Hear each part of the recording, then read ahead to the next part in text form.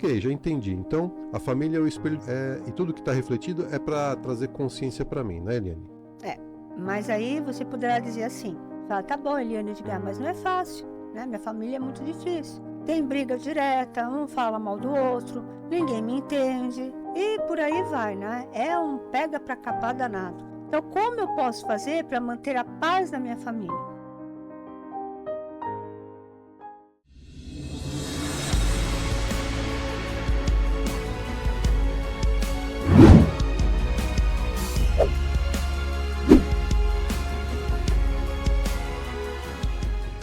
Querido ouvinte, você já se pegou pensando, será que eu nasci na família errada?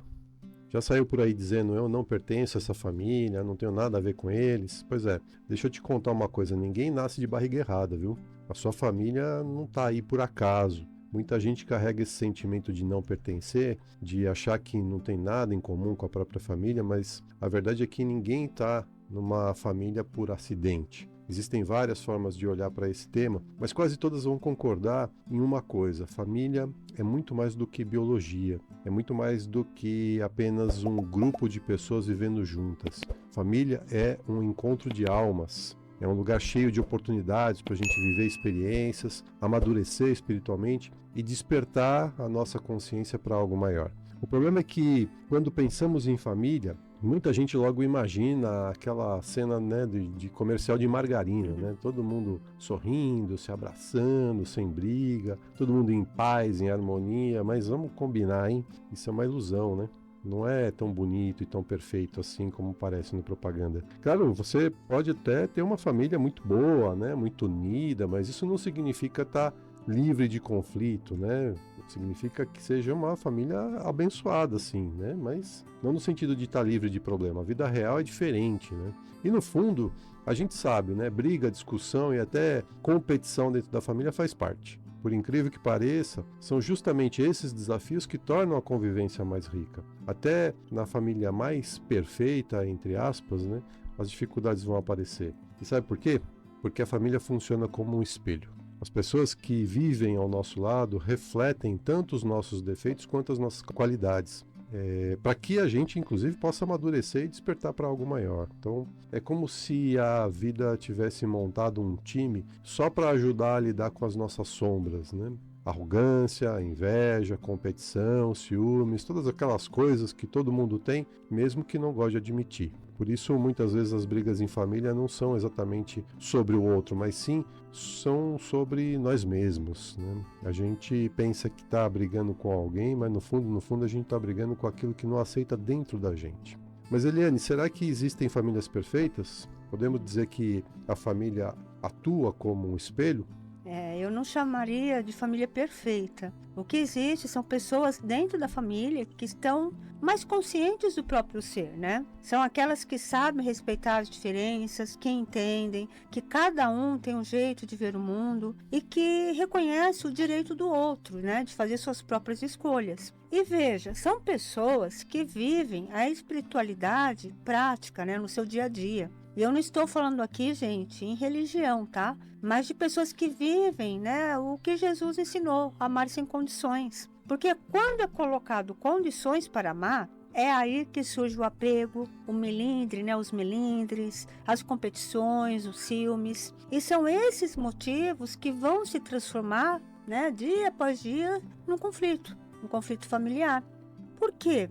Também tem isso, né? Minha família é perfeita até o momento que ela começa a colocar condições para amar.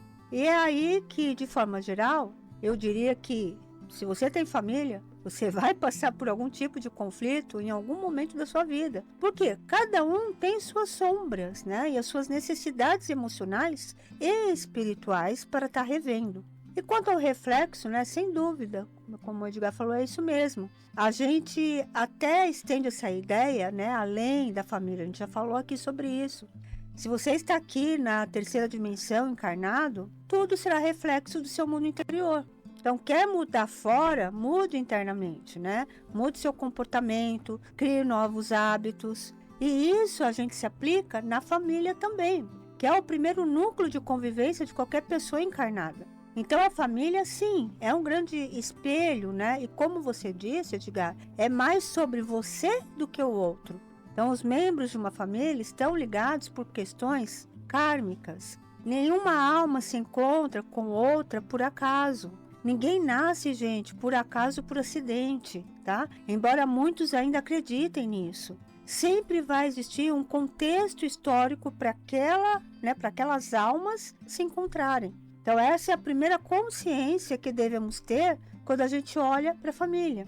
E aí eu vou aprofundar um pouquinho mais. Edgar, será que a família pode ser o resultado da lei da ação e reação?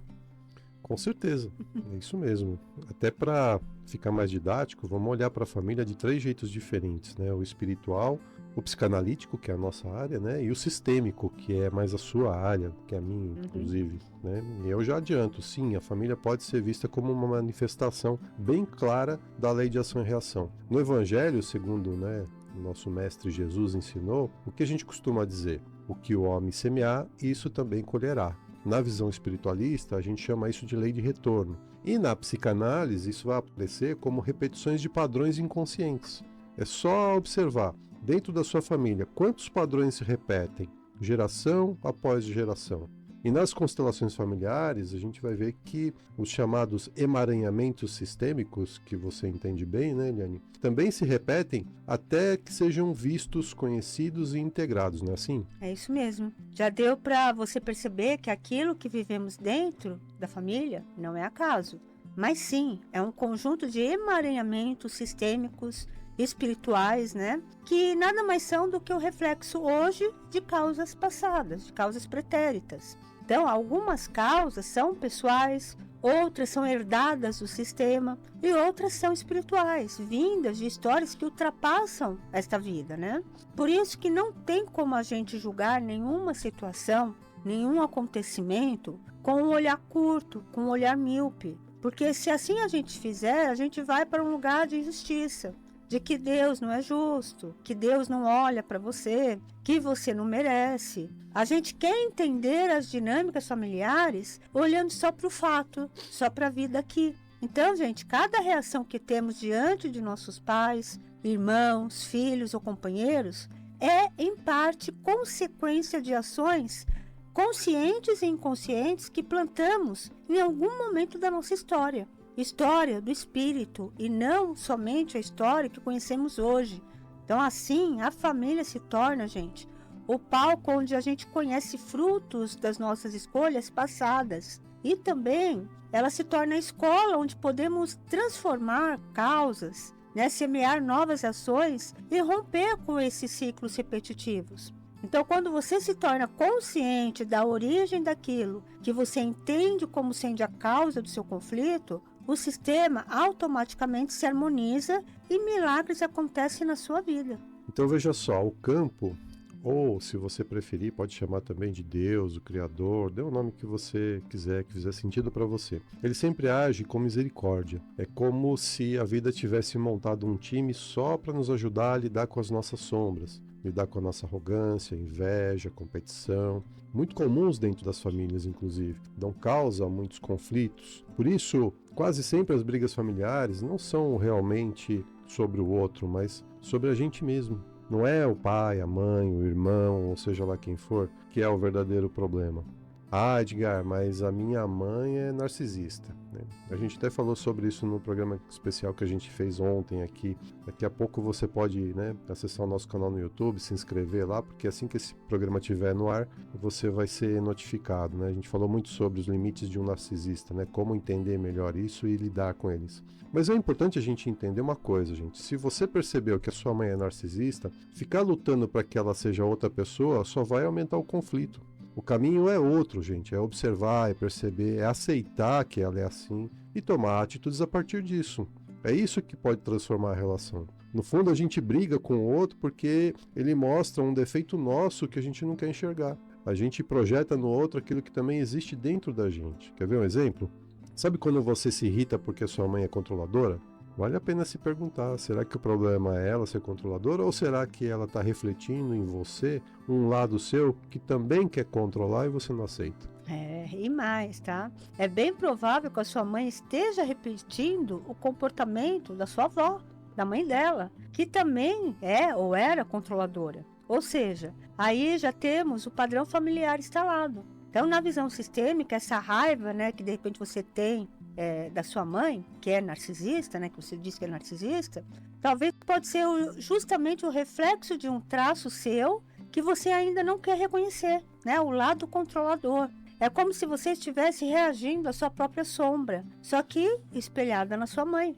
E olha que interessante isso, gente, não acontece porque a vida quer te castigar ou te fazer pagar algo do passado. Não é nada disso, tá?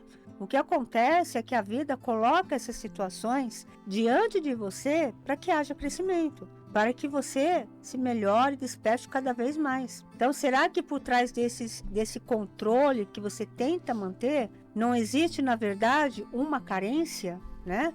Uma necessidade de pertencimento, ou até uma insegurança muito grande, aquele medo de não ser vista? Talvez você sinta que, se perder o controle, você vai se perder, né, de tudo.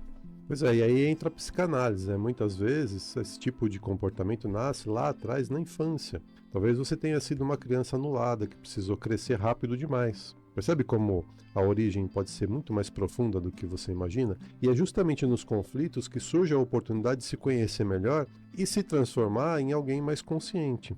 Mas ok, já entendi. Então, a família é o espelho e tudo que está refletido é para trazer consciência para mim, né, Eliane? Mas aí você poderá dizer assim, fala, tá bom, Eliane Edgar, mas não é fácil, né? Minha família é muito difícil. Tem briga direta, um fala mal do outro, ninguém me entende e por aí vai, né? É um pega pra capar danado. Então, como eu posso fazer para manter a paz na minha família? Bom, a primeira coisa é mudar o seu vocabulário. Pare de dizer que a sua família é difícil. Quanto mais você falar que ela é difícil, mais difícil ela vai se tornar. Então comece a falar que é desafiador conviver com ela. Pode parecer, gente, um detalhe, né? Um simples detalhe, mas isso tem um impacto enorme no nosso inconsciente. Quando você fala que é difícil, a ideia é, não tem solução, não tem o que fazer. Mas quando você diz é desafiador, o seu inconsciente entende que você pode sim, que existe um caminho, que é possível vencer esse desafio, né? Então olha que interessante. E já que estamos falando sobre isso, vamos dar algumas dicas para você ter mais, vamos dizer, paz dentro da sua família. E o objetivo é que você comece a observar o que cada conflito está tentando te mostrar. Qual é a oportunidade que ele está trazendo para que você se conheça melhor e consiga ressignificar as suas crenças, né, os seus valores e até mesmo os seus princípios. Então vamos lá, Edgar? Qual é a primeira dica? A primeira dica é olhe para si mesmo. Para de criticar sua família e comece a olhar para você. Ah, mas isso é egoísmo, né? Não é moral. Não, nada disso. Vamos parar com esses falsos moralismos que colocam na gente como se cuidar de si fosse algo errado. Já falei várias vezes, olhar para você não é egoísmo, é um ato de amor verdadeiro, é até altruísta. Jesus mesmo ensinou a amar a Deus sobre todas as coisas e ao próximo como a si mesmo. Ou seja, primeiro você tem que se amar, para depois amar o outro. Então, se você coloca o outro sempre em primeiro lugar, qual é o risco de se anular? Deixa de se conhecer, sabe? Você se fragiliza, fica dependente do outro. E aí o outro começa a dominar até despersonalizar você. Então, em vez de focar no defeito do outro, comece a observar o que te incomoda tanto no outro. Pergunta, o que esse reflexo está querendo me mostrar? Se sentir raiva, use essa raiva como um sinal de que algo em você precisa ser trabalhado. E lembre-se, se existe animosidade entre você e alguém da sua família, isso pode indicar um resgate kármico. Mas não olhe para isso como algo ruim, veja como uma oportunidade de aprendizado, um convite para despertar a sua consciência para algo maior. A segunda dica é, dentro do sistema familiar, você tem um lugar. Então, gente, ocupe esse lugar. Pare de querer ocupar o lugar que não é seu. Então, numa família, cada um tem um papel, cada um tem uma posição, cada um tem uma função, né? Então, pai, mãe, filho mais velho, filho do meio, filho caçula, etc. Então, a bagunça começa exatamente quando esses papéis se misturam e começam a se confundir. Tá? Pela psicanálise, isso pode gerar as lealdades ocultas, né? Ou até traumas que carregamos por muito tempo, como aquela criança ferida que ainda sente raiva dos pais porque os pais se separaram. Então, respeite a hierarquia. Você não precisa concordar com tudo que seus pais ou irmãos fazem ou fizeram. Não é isso. Você não precisa concordar com o comportamento deles, com as atitudes deles. Mas é seu dever respeitar o lugar que eles ocupam.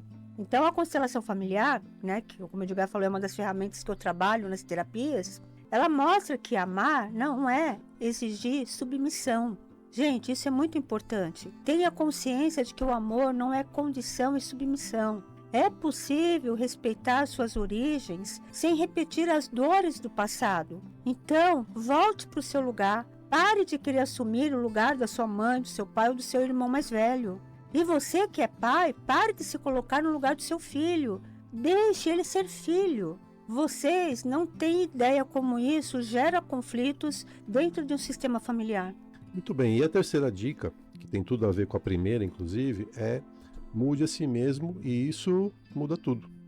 Olha que mágico isso. Ouça de uma vez por todas, você não pode mudar os outros, mas você tem todo o poder e liberdade para mudar a sua postura interna. Isso que vai te libertar, porque a única coisa que você realmente controla é a sua reação. Então mude a sua reação diante dos conflitos. Quando você tenta controlar a reação do outro, o que acontece? Só gera mais briga. E aqui não tem a ver com quem está certo ou errado, né? Tem a ver com sabedoria mesmo. O que você precisa é fazer o que tem que ser feito, mesmo que isso tire você da sua zona de conforto. Muitas vezes é justamente esse apego ao conforto que trava a solução de um conflito. A pessoa quer resolver, mas não quer mudar. Quer tudo, mas não quer abrir mão de nada. Só que escolha sempre vem, né, envolvida em renúncia. Quando você escolhe um caminho, automaticamente você está abrindo mão de vários outros. Agora, mudar o seu comportamento não garante que o outro vai mudar também, mas garante algo muito importante. Muda a sua experiência de vida e melhora a sua qualidade de vida.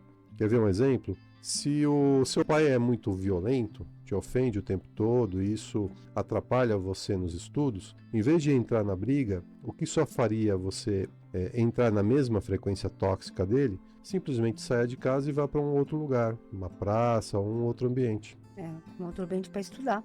Como eu falei, pela visão sistêmica, isso significa ocupar o seu lugar e colocar limites saudáveis. Isso, gente, é ato de autocuidado. Mas aí vem o problema, né? Muita gente, como o Edgar falou, não quer abrir mão do conforto. Então, nesse exemplo que o Edgar deu, sair de casa pode trazer desconforto, né? O ego começa a falar assim, mas a casa é minha, quem deveria sair é ele, não eu. Vocês percebem? Essa postura é justamente o que trava a solução de um conflito. Então, colocar limites e agir, mesmo que isso traga um desconforto. Isso não significa que você está cedendo ao capricho do outro, mas significa sim que você está se posicionando no sistema. É esse comportamento que precisa ser transformado para que haja mudança de verdade e o sistema acabe se reorganizando. E a quarta dica é coloque limites, né? Se você sente que não dá mais e decide sair da casa da sua família e morar sozinho, seguir sua vida, não se culpe, né? Às vezes a vida vai afastando você naturalmente. Faz anos que você não vê seu irmão, sua mãe, seu pai e ok, tudo bem. Se no seu coração há paz, não há mágoa, está tudo certo, você entendeu as circunstâncias, compreendeu o comportamento deles. Isso significa que não há mais nada a aprender convivendo com eles. O universo tem uma sabedoria e ela está aí. Se você constituiu a sua própria família, segue firme na sua jornada. Isso já é suficiente para honrar a vida que você recebeu de seus pais. E tem mais uma coisa. Às vezes,